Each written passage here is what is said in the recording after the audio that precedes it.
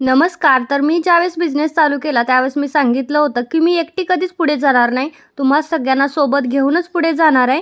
तर अशाच आपल्या भरपूर ताई आहेत ज्या घरगुती कामं करतात म्हणजे घरी काहीतरी शिवतात, पण त्यांची विक्री होत नाही. अशाच त्या ताई होत्या ज्या कमळ आसन बनवतात, पण त्यांचं विकलं जात नाहीये आणि मग काहीच प्रॉफिट नाहीये.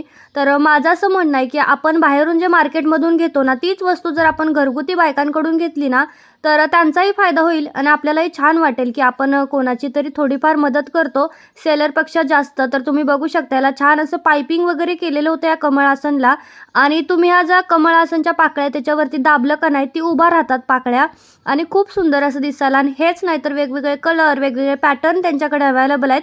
आता तुम्हाला वाटेल, की मी यांचं कोलॅबोरेशन करते आणि पैसे वगैरे घेतले असतील, तर मी काही पैसे वगैरे घेतलेले नाहीयेत. माझ्या मनापासून मला वाटलं त्यांची मदत करावी म्हणून मी हा व्हिडिओ बनवते. तर तुम्हालाही घ्यायचं असेल तर त्यांचा नंबर देते. नक्की कॉन्टॅक्ट करा. चलो